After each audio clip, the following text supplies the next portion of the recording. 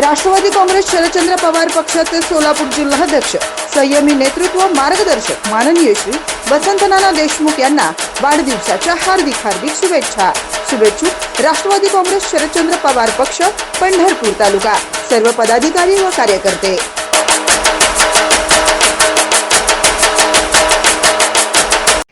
ताज्या घडामोडी पाहण्यासाठी आमच्या YouTube चॅनलवरील PVR म्हणजेच पंढरी वार्ता या न्यूजला सबस्क्राइब करा आणि शेजारील बेल आयकॉनवर क्लिक करा।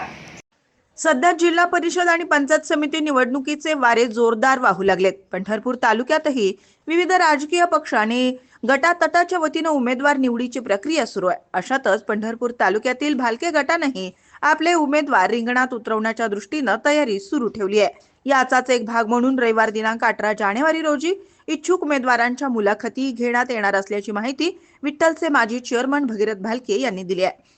या इच्छुक उमेदवारांच्या मुलाखती पंढरपूर येथील भालके यांचे कोर्ट परिसरात असलेल्या निवासस्थानी होणार आहेत।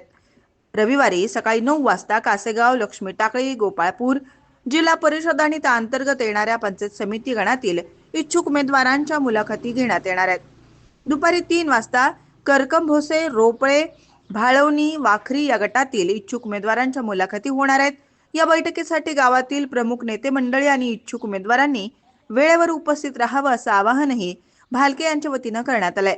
नुकत्याच पार पडलेल्या नगरपालिका निवडणुकीत नगराध्यक्ष पदाच्या उमेदवार डॉक्टर प्रणिता भालके या 11,000 इतक्या मोठ्या मताधिक्याने विजयी झाल्यानं पंढरपूर शहराबरोबरच तालुक्यातील भालके समर्थकांचा उत्साह देखील वाढला आहे।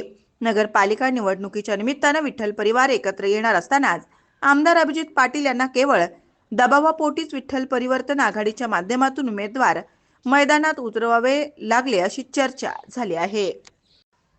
तर कल्याणराव काळे हे देखील नगरपालिका निवडणुकीच्या पुढच्या टप्प्यात दूर राहिले।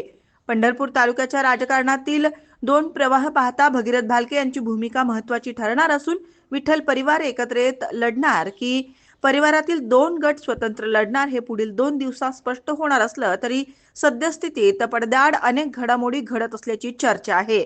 आता उद्या भालके समर्थक इच्छुक उमेदवारांच्या मुलाखती पंढरपूर येथील भालके यांचे कोर्ट परिसरात असलेल्या निवासस्थानी होणार आहेत आणि भालके यांच्याकडून विठ्ठल परिवारातील कोण जिल्हा परिषद पंचायत समितीसाठी निवडणुकीसाठी उमेदवारीचा दावा करणार याचीही उत्सुकता परिवारास लागून राहिली आहे।